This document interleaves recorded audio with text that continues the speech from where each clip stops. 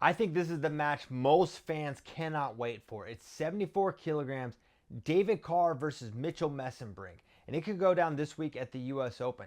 And now when you think about this rematch, you have to go back to their NCAA Finals match in 2024, where David Carr won 9-8. But this was a crazy match where David Carr got out to a hot start, got 2 takedowns, but then Mitchell got his escapes. He got a takedown of his own, a stall point, another stall point. But in the end, it was a 9-8, and it was the riding time point for David Carr that was ultimately the difference. But now, it's freestyle. There's no riding time points. There's no stall points either. It's takedowns, it's turns, it's step outs. And there's big questions going into this match. What is it going to look like in freestyle? And now both these guys are super, super high-level freestylers. David Carr, junior world champ. Mitchell Mesenbrink, U20 world champ. David Carr has been on the scene, the senior level, a little bit longer. He's been, wrestling in a lot of overseas tournaments. But Mitchell Mesenbrink, he was a U23 world bronze medalist. He has a decent amount of international experience, having made the junior world finals the year before he won it. So Mitchell, very seasoned. David Carr, extremely experienced as well. And they have very different styles, right? David Carr, he's got a hard double leg. He's got a single leg that he can finish at an extremely high level. But with Mitchell Mesenbrink and what we saw in the NCAA Finals match and what we see in basically all his bouts, insane pace. Now, pace maybe was a factor in their NCAA Finals match between Carr and Mesenbrink that seemed to favor Mesenbrink. But can it be as much of a factor in freestyle? I think it could be.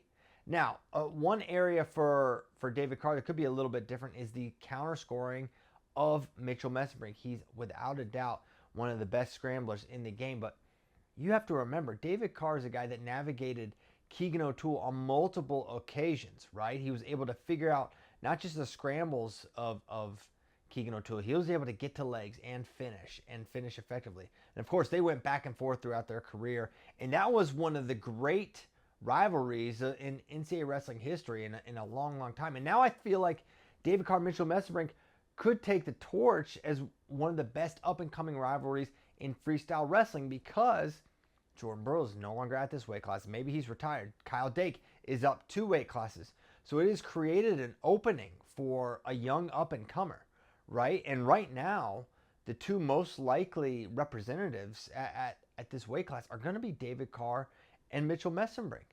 You've got someone like Quincy Monday that's really tough, and Jared Jake Hughes as well. But in terms of proven and doing it at the highest level, at the U20 and junior level, I think Mitchell and David really have separated themselves. And it's going to be interesting to see, how does the bracketing play out? Are they going to be separated from one another? Could they hit in the early round matchups? But regardless of that, it feels pretty certain that these are the 2 most credentialed and the best guys. And it's just going to be that question, can Mitchell generate enough offense? He's got a lot of attacks, but can he get to it against David Carr?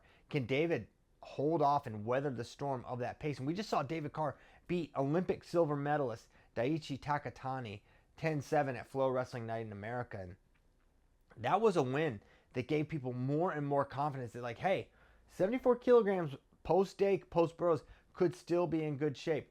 But you got to remember, Mitchell has been talking about winning a senior world title for a long time now. I'm interviewing him after the Big Ten championships, and Mitchell's talking about what I want to do. My goal is not just for NCAA, but my goal is to be a world champion. I'm always thinking about what I have to do to get better. And I'm most curious to see, what did Mitchell take away from the experience of wrestling David Carr in 2024? What pictures did he take in his mind? What memories does he have that he's going to be able to apply potentially to his benefit in a rematch in freestyle? That's what I can't wait to see. It feels like Carr on paper is the favorite. He had the neutral advantage in Folkstyle, but Mitchell Mesenbrink is so, so good. It's the narrowest margin.